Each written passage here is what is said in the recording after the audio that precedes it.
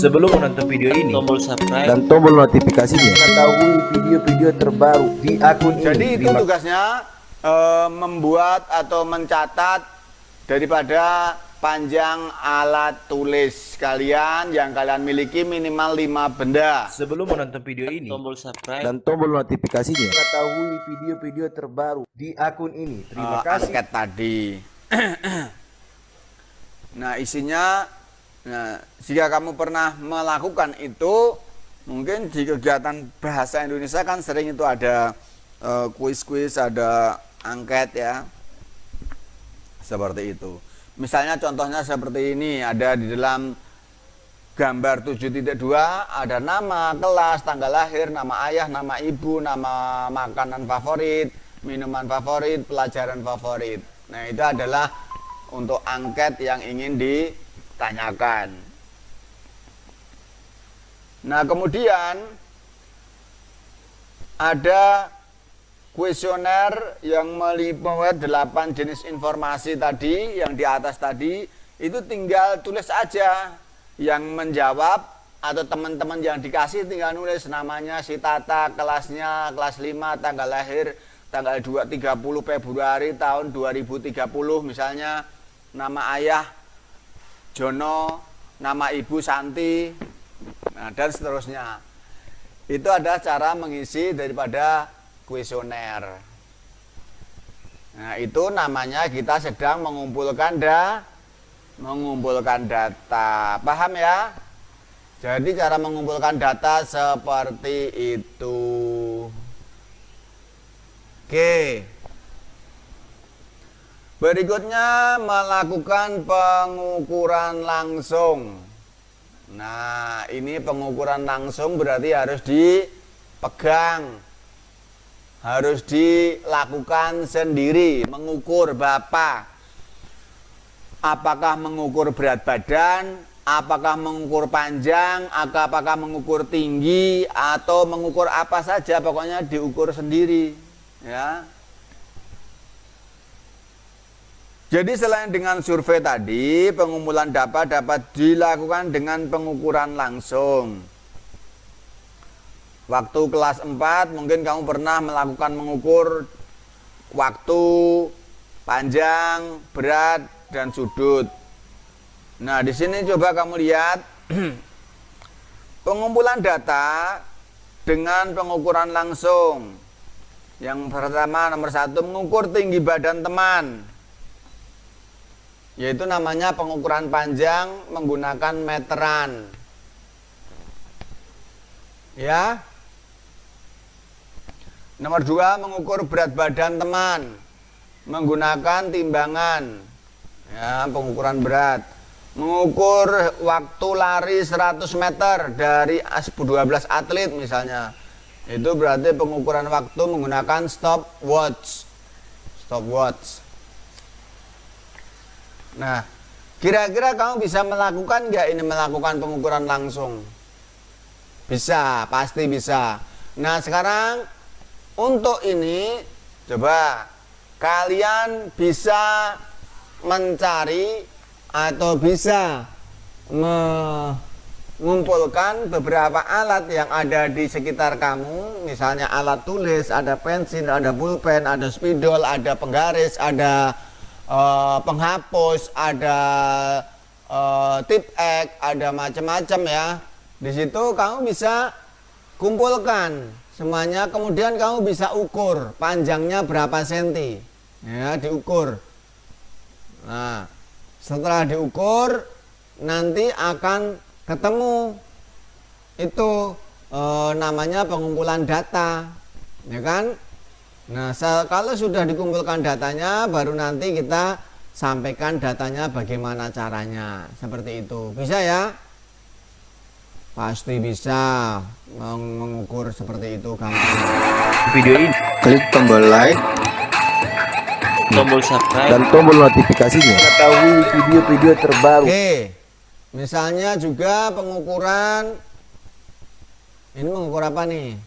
Mengukur panjang bagian badan anggota kelompokmu seperti dalam tabel. Hasil pengukuran, wah ini nama anggota Feni, panjang tangannya berapa, panjang jari tengah, lebar bahu, lebar lingkar pinggang, panjang kaki dan sebagainya. Itu contoh saja ya. Oke, berikutnya yang ketiga, melakukan pengamatan langsung. Kalau tadi mengukur ya diukur langsung. Nah ini pengamatan. Nah pengamatan itu artinya ya adalah dengan cara melihat secara berulang-ulang, kan namanya juga mengamati. Kalau ngelihatnya cuma sekali itu namanya bukan mengamati, berarti cuma melihat saja. Ya, perhatikan. Kalau mengamati berarti melihatnya berulang-ulang. Nah, untuk mendapatkan hasil rata-rata. Setelah dicatat tadi seperti tadi saya sampaikan, misalnya kamu nyatat tinggi tumbuhan yang kamu tanam, kan dilihat tiap hari dilihat, diukur itu namanya kan termasuk mengamati. Contoh, perhatikan. Pengumpulan data dengan pengamatan langsung. Nomor 1, mengamati jumlah mobil yang melewati jalan tol setiap hari selama sebulan. Nah, setiap hari melihat jalan tol selama 1 bulan. Berarti ini namanya kan lihatnya dia berulang-ulang. Satu bulan dilihat terus dilihat. Setiap ada yang lewat coret, setiap ada yang lewat coret. Nah, nanti setelah dilihat dalam 1 bulan itu setiap hari ada berapa mobil yang lewat, ada berapa ribu yang lewat. Istirahat nggak dia? Ya istirahat. Kan nanti ada temennya di situ sip-sipan gantian. Udah capek ganti temennya, terus dihitung. Makanya bisa diketahui berapa mobil yang lewat di dalam 1 hari atau dalam 1 jam, karena kan dicatat. Nah kalau sekarang sudah bisa menggunakan pencatat otomatis dengan detektor, tidak usah pakai manusia. Setiap ada yang mobil yang lewat itu ngitung sendiri otomatis.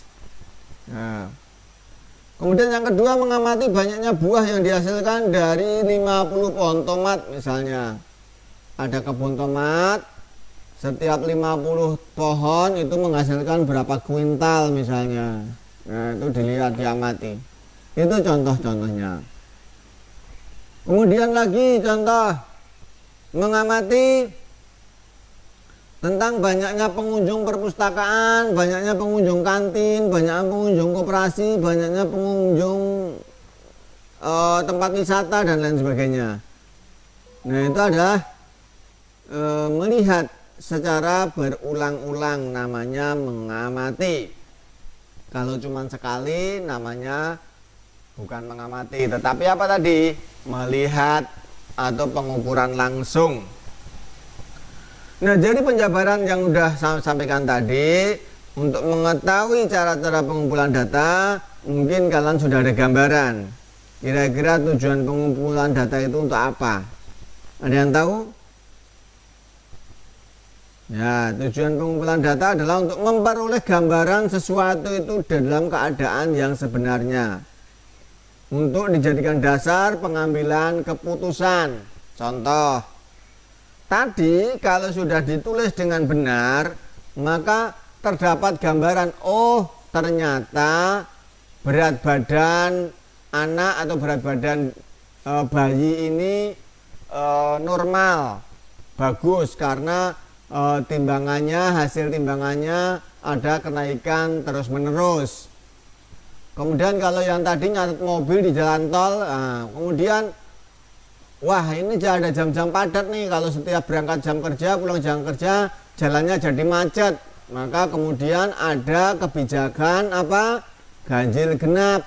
Nah, itu berarti adalah dari hasil pengamatan tadi digunakan untuk dijadikan dasar pengambilan keputusan. Nah, itu ya gunanya ya.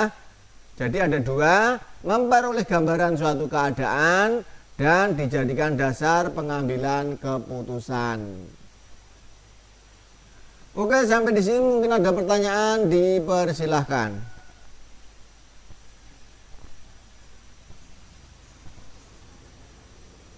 Loh, langsung nanya tugas. Saya bertanya udah jelas belum, udah langsung nanya tugas. Weh, menantang ini bener-bener udah. Kayaknya udah pada pinter ini. Nggak ada pertanyaan malah nanyain tugas. Tugasnya apa, Pak?